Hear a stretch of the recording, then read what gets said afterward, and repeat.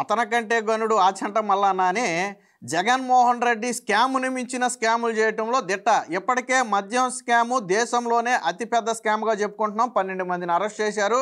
వైసీపీలో కీలకంగా ఉన్నటువంటి పెద్దిరెడ్డి రామచంద్రారెడ్డి కొడుకు మిథున్ రెడ్డితో సహా అందరూ జైల్లో ఉన్నారు. రేపో మాపో తాడేపల్లి ప్యాలెస్కు నోటీసులు సిద్ధమవుతున్నాయి. ఈ స్కామ్ గురించి మరొక ముందే ఈ స్కామ్ విచారణ జరుగుతుండగానే అంతకు మించిన మరొక స్కామ్ బయటపడింది. అదే ఇసుక స్కామ్.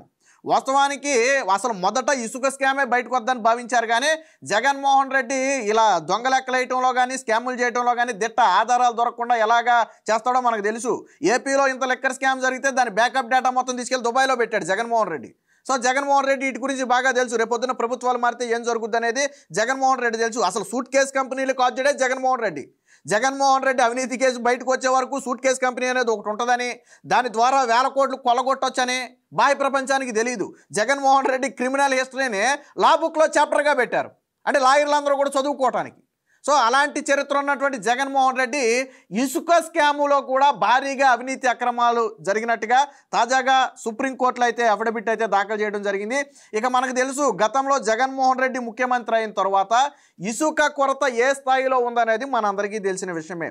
చరిత్రలో ఎన్నడూ లేని విధంగా ఇసుక కొరత వచ్చింది. ఇసుక కొరత వచ్చిందంటే నిజంగా రాష్ట్రంలో ఇసుక దొరకకపోతే పర్లేదు, కానీ ఇసుక మొత్తం పక్క రాష్ట్రాలకి తరలి వెళ్ళిపోయింది. ఎందుకు వెళ్ళిపోయిందయ్యా అంటే జగన్మోహన్ రెడ్డి తరలించేశాడు. అంతకుముందు ఉన్నటువంటి టీడీపీ ప్రభుత్వంలో ఉచిత ఇసుక ఇస్తే ఉచిత ఇసుకలో కూడా అవినీతి అక్రమాలు జరిగాయని చంద్రబాబు గారి మీద కేసు పెట్టారు. నాకు అర్థం కాని విషయం ఏంటంటే, చంద్రబాబు గారే ఉచితంగా ఇసుక ఇస్తే స్కామ్ ఎక్కడ జరుగుద్ది? ఆయన ఏదైనా డబ్బులు తీసుకుంటే తీసుకున్న దాంట్లో ₹1 ఆయన తీసుకున్నాడని చెప్పొచ్చు. ఒరే బాబు, మీరు ఉచితంగా ఇసుక ఎత్తుకుపోంటారు నాయన, ఉచితంగా ఇసుక ఎత్తుకుపోండి, మీరు ప్రభుత్వానికి ₹1 కూడా కట్టక్కర్లేదు, కాదు పరిమితిలో ఎత్తుకెళ్ళండి అని చెబితే అందులో స్కామ్ జరిగిందంట. పోనీ జగన్మోహన్ రెడ్డి 5 ఏళ్లలో స్కామ్ నిరూపించాడా అంటే కేవలం కేసులు పెట్టడం వరకే తప్ప స్కాములు నిరూపించలా. హైకోర్టు సుప్రీంకోర్టులో కూడా దాని గురించి ఎటువంటి ఆధారాలు సమర్పించలా. కానీ జగన్మోహన్ రెడ్డి హయాంలో జరిగినటువంటి ఇసుక స్కాముకు సంబంధించి ఇప్పుడు పక్కా ఆధారాలతో సుప్రీంకోర్టులో అఫిడవిట్ అయితే దాఖలు చేశారు. వాస్తవానికి ఈ కేసు తాజాగా వచ్చిందేం కాదు. జగన్మోహన్ రెడ్డి ముఖ్యమంత్రిగా ఉన్న సమయంలోనే నేషనల్ గ్రీన్ ట్రిబ్యునల్ కలెక్టర్లు కావచ్చు, రాష్ట్ర ప్రభుత్వం కావచ్చు, తప్పుదోవ పట్టించింది. చెప్పిన రీచ్లలో కంటే అధిక రీచ్ల్లో ఇసుకని తవ్వేశారు, ఆ నిజాలు మొత్తం కూడా దాచిపుచ్చారని చెప్పి నేషనల్ గ్రీన్ ట్రిబ్యునలే సుప్రీంకోర్టుకి చెప్పింది. చంద్రబాబు నాయుడు చెప్తే అబద్ధం చెప్పాడు అనుకోవచ్చు, రాష్ట్ర ప్రభుత్వం చెప్తే అబద్ధం చెప్పింది అనుకోవచ్చు. నేషనల్ గ్రీన్ ట్రిబ్యునల్ అబద్ధం చెప్పదు కదా, అది కూడా నువ్వు ముఖ్యమంత్రిగా ఉన్నప్పుడే చెప్పింది. సో దానికి సంబంధించి ఈరోజు కూటమి ప్రభుత్వం వచ్చిన తర్వాత పక్కా ఆధారాలు మొత్తం కూడా సుప్రీంకోర్టుకి సమర్పించింది. ఏంటి ఆధారాలు అంటే ఉపగ్రహ ఛాయాచిత్రాలు. జగన్మోహన్ రెడ్డి ఎంత తెలివిగా గతంలో ప్లాన్ చేశాడంటే అన్నిటినీ మేనేజ్ చేశాడు, కానీ శాటిలైట్ని మేనేజ్ చేయలేకపోయాడు.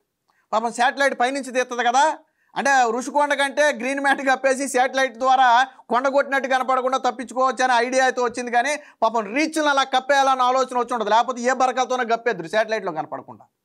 శాటిలైట్ల ద్వారా తీస్తే దాదాపుగా 1500 కోట్ల రూపాయల ఇసుక తవ్వారని తెలిసింది. ఇది ప్రాథమిక అంచనా, కానీ వాస్తవంగా లోతైన దర్యాప్తు చేస్తే 5000 కోట్లకు పైగానే అక్రమ ఇసుక తవ్వకాలు జరిగినట్టుగా రాష్ట్ర ప్రభుత్వం అయితే భావిస్తుంది. ఈరోజు సుప్రీంకోర్టులో దీనికి సంబంధించి విచారణ కూడా నడుస్తుంది.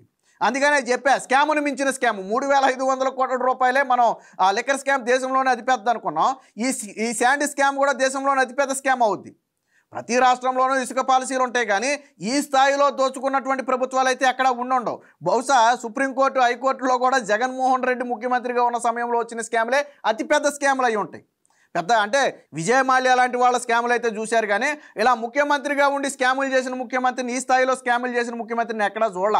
గతంలో జయలలిత మీద వచ్చిన, లాలూ ప్రసాద్ యాదవ్ మీద వచ్చిన అవి 100 కోట్లు 150 కోట్ల రూపాయల ఆరోపణలే తప్ప, ఈవెన్ మొన్న ముఖ్యమంత్రిగా ఉన్నటువంటి అరవింద్ కేజ్రీవాల్ మీద వచ్చిన ఆరోపణలు కూడా తిప్పి కొడితే 100 కోట్ల విలువైనవి. కానీ ఇక్కడ జగన్మోహన్ రెడ్డి మీద వస్తున్నటువంటి ఆరోపణలన్నీ కూడా 1000 కోట్ల విలువైనవి. మరి ఒక ముఖ్యమంత్రి ఈ స్థాయిలో దోచుకోవచ్చని ప్రపంచానికి ఆదర్శంగా మారినటువంటి వ్యక్తి జగన్మోహన్ రెడ్డి. దీనికి సంబంధించి మొత్తం అక్రమాల విలువ కలిపితే 4005 కోట్ల పైగానే ఉంటుంది. ఉపగ్రహ చిత్రాల ఆధారంగా అధ్యయనం, సుప్రీంకోర్టులో అఫిడవిట్, నేడు అక్రమ తవ్వకాల మీద విచారణ. దీంతో పాటు ఇంకొక 2.69 అంటే దాదాపుగా ఒక 3 కోట్ల టన్నుల ఇసుక ఎక్కడికి తరలింది అనేది లెక్క తేలాలి. మీకు గతంలో జగన్మోహన్ రెడ్డి జేపీ వెంచర్స్ అని కొంతకాలం వాళ్ళకి ఇసుక కాంట్రాక్ట్ ఇచ్చాడు. ఆ తర్వాత అక్కడ నుంచి సబ్ కాంట్రాక్ట్లు వెళ్ళిపోయాయి. వాళ్ళకేం చేశాడు, జగనన్న కాలనీల పేరుతో ఇసుక వేయించుకున్నాం వాళ్ళ దగ్గర నుంచి అని చెప్పి వాళ్ళ దగ్గర నుంచి వసూలు చేయాల్సినటువంటి బిల్లులు కూడా వసూలు చేయాలి. అంటే ఒక పక్క దోచుకోవడం కామనే, రెండో పక్క ప్రభుత్వ ఆదాయానికి గండి. జేపీ వెంచర్స్ అనేది కేవలం పైకి పేరు మాత్రమే. లెక్కర్ స్కామ్ కూడా ఏంటి, పైకి బ్రాండ్లు మాత్రమే, అదో బ్రాండ్ ఇదో బ్రాండ్ ఉంటుంది. బట్ ఓవరాల్గా డబ్బు అంతా ఎవరికి చేరద్దంటే జగన్మోహన్ రెడ్డికే చేరద్ది. అది ఆల్రెడీ సిట్ చెప్పింది. ఇక్కడ కూడా ఇసుక కూడా అంతే. జేపీ వెంచర్స్ అనేది పైకి కనపడే సంస్థ మాత్రమే, బట్ దాని డబ్బు అంతా బహుశా జగన్మోహన్ రెడ్డికే చేరుంటుంది.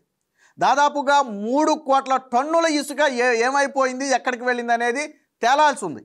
దీనికి సంబంధించే విచారణ జరుగుతుంది. అంటే మొత్తంగా వైసీపీ ప్రభుత్వంలో జరిగింది ఏంటయ్యా అంటే స్కాములు జరిగాయి. రైతులకు ఏమీ చేయలేదు, యువతకేమీ చేయలేదు, మహిళలకేమీ చేయలేదు. సరే వీళ్ళందరికీ చేయకపోయావు, కనీసం రాష్ట్రాన్ని అభివృద్ధి చెందడానికి ఏమైనా చేసావా జగన్మోహన్ రెడ్డి అంటే ఏమీ చేయకపోగా ఎందుకు చేయవయ్యా జగన్మోహన్ రెడ్డి అని ప్రశ్నించిన వాళ్ళ మీద కేసులు పెట్టాడు. ఎందుకు ప్రజలు మొన్న 2024లో అంత ఆవేశంగా అంత కసిగా ఓటేశారు, జగన్మోహన్ రెడ్డిని ఎందుకు బయటకు పంపారు, 30 ఏళ్ల పాటు నేనే సీఎంగా ఉంటాను, వైనాట్ 175 అన్నటువంటి జగన్మోహన్ రెడ్డిని నా వెంట్రుక కూడా ఎవరూ బీకలేరంటే మొత్తం బీకేసి 11 ఎంటుకలు మాత్రమే నెత్తి మీద చెట్టారు. ఎందుకు చెట్టారు అంటే జగన్మోహన్ రెడ్డి నిజరూపాన్ని ప్రజలు 5 ఏళ్లలో గమనించారు. ప్రజలు ఒక్కసారే మోసపోతారు తప్ప ప్రతిసారి మోసపోరు. 2019 ఎన్నికల్లో జగన్మోహన్ రెడ్డి చెప్పిన అబద్ధాలు ప్రజలు నమ్మారు. ఏమని చెప్పాడు, చాలా చెప్పాడు. 1 కాదు 2 కాదు, మనం అలా చెప్పుకుంటూ పోతే పెద్ద చిట్టానే ఉంది. ఆ రోజు పింక్ డైమండ్ అన్నాడు, తర్వాత అసలు పింక్ డైమండ్ లేదన్నాడు. ఆ రోజు చంద్రబాబు నాయుడు 6 లక్షల కోట్ల అవినీతి అన్నాడు. 50 కోట్లలో 100 కోట్ల స్కిల్ డెవలప్మెంట్ కేసు మాత్రమే బయటికి తీశాడు. మరి మిగతా 6 లక్షల కోట్ల అవినీతి ఏమైపోయిందో మనకు అర్థం కాల. లేకపోతే డేటా చోరీ జరిగిందన్నాడు. జగన్మోహన్ రెడ్డి ముఖ్యమంత్రి అయిన తర్వాత అదే డేటా చోరీ లేదని చెప్పారు. వివేకానంద రెడ్డిని చంద్రబాబు నాయుడు చంపాడన్నారు. తీరా జగన్మోహన్ రెడ్డి అధికారంలోకి వచ్చిన తర్వాత వైఎస్ ఫ్యామిలీయే చంపిందని చెప్పి సిబిఐ చెప్పింది. ఆ రోజు ప్రజలు నమ్మారు. కానీ మొన్న గులకరాయి డ్రామాని నమ్మలా. 2019లో కోడికత్తి డ్రామాని నమ్మారు, కానీ 2024లో గులకరాయి డ్రామాని నమ్మలా. అందుకనే నేను చెప్పింది, ప్రజలు ఒకసారి మోసపోతారు. కాకపోతే జగన్మోహన్ రెడ్డి ఇక్కడ తెలుసుకోవాల్సింది ఏంటంటే ప్రజలు విజ్ఞతతో ఆలోచిస్తున్నారు.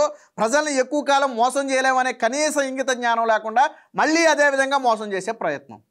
నువ్వు ముఖ్యమంత్రిగా ఉన్నప్పుడు జరిగిన స్కామ్కి నీకు సంబంధం లేకపోతే చంద్రబాబు గారి అధికారంలో ఉన్నటువంటి అప్పుడు జరిగినటువంటి స్కిల్ డెవలప్మెంట్ స్కామ్ ఎలాగైందా జగన్మోహన్ రెడ్డి, అందులో చంద్రబాబు నాయుడికి సంబంధం ఉంటుందా? ఇసుకలోనూ లెక్కర్లోనూ నీకు సంబంధం ఉండదా? ఆ రోజు ఏం జరిగినా అది చంద్రబాబు నాయుడికి అంటగడతావా? ఈ రోజు ఏం జరిగినా అది నీకు సంబంధం ఉండదా? ఇది ఎక్కడ దిక్కుమాలిన లాజిక్కా జగన్మోహన్ రెడ్డి? ఆ రోజు చంద్రబాబు నాయుడు బాధ్యుడు అన్నావంటే ఈరోజు నువ్వు బాధ్యుడివే. ఆ రోజు చంద్రబాబు నాయుడిని అరెస్ట్ చేయడం కరెక్ట్ అంటే ఈరోజు నిన్ను అరెస్ట్ చేయడం, నీ పార్టీ నాయకులను అరెస్ట్ చేయడం కూడా కరెక్టే. ఒప్పుకోవాలి కదా. అంటే నువ్వు అధికారంలో ఉంటే ఒక రూలు, చంద్రబాబు గారు అధికారంలో ఉంటే ఒక రూలు. రాజ్యాంగం ఏమి మీరు రాసుకున్నది కాదు కదా, చట్టాలేమీ మీరు సృష్టించుకున్నవి కాదు కదా. ఆ రాజ్యాంగానికి తూట్లు పోసినటువంటి చరిత్ర నీది. హైకోర్టులో కానీ సుప్రీంకోర్టులో కానీ ఎందుకు జగన్మోహన్ రెడ్డికి ఎదురు దెబ్బలు చెప్పులు దెబ్బలు తగిలాయి అంటే రాజ్యాంగాన్ని అతిక్రమించావు కాబట్టి. ఎప్పటికైనా జగన్మోహన్ రెడ్డి మనస్తత్వం మారాలి. ఇప్పుడు లిక్కర్ స్కామ్కు మించినటువంటి అతిపెద్ద స్కాము శాండ్ స్కామ్ బయటకు రాబోతుంది. ఇంకా లిక్కర్ స్కామ్లో సాధారణంగా కొంతమంది వ్యక్తులైతే ఏదో మిథున్ రెడ్డి అనో, పెద్దిరెడ్డి అనో, లేకపోతే చెవిరెడ్డి భాస్కర్ రెడ్డి అనో 4-5 పేర్లు వినపడుతున్నాయి. ధనుంజయ రెడ్డి అనో, అధికారులైనటువంటి ధనుంజయ రెడ్డి అనో, వాసుదేవరెడ్డి అనో పేర్లు వినపడుతున్నాయి. నాకు తెలిసి లిక్కర్ శాండ్ స్కామ్లు ఇన్ని పేర్లు ఉండవు. మొత్తం అంతా స్కామ్ అంతా జగన్మోహన్ రెడ్డి పేరు మీదే పోద్ది. అందులో అంటే 10 మంది అవసరం ఉంది, ఇందులో ఎవడో అవసరం లేదు. జేపీ వెంచర్స్ నుంచి డైరెక్ట్ జగన్మోహన్ రెడ్డి ఇంటికి దారేసుకుని వెళ్ళిపోతాయి నిధులు. ఇది జగన్మోహన్ రెడ్డి పాలనా విధానం. జగన్మోహన్ రెడ్డి మరి ఏ మోహం పెట్టుకుని రాష్ట్రంలో ఇంకా ప్రజల మధ్యకు వస్తున్నాడు నాకు అర్థం కావట్లా. ఇన్ని స్కాములు జరిగాయి, ఈ స్కాములకి సమాధానం చెప్పలేదు. పోనీ స్కాములు జరగలేదు అందామా, కోర్టులు జరిగినట్టు ఒప్పుకుంటున్నాయి కాబట్టి మిథున్ రెడ్డికి బెయిల్ రాలా. నిన్నగాక మొన్న 11 కోట్ల రూపాయలు దొరికినాయి. రాజకేశ్ రెడ్డికి చెందినటువంటి డబ్బులు 11 కోట్ల రూపాయలు దొరికినాయి. పెట్రోల్లో డబ్బులు ఎందుకున్నాయి ఏడాది నుంచి?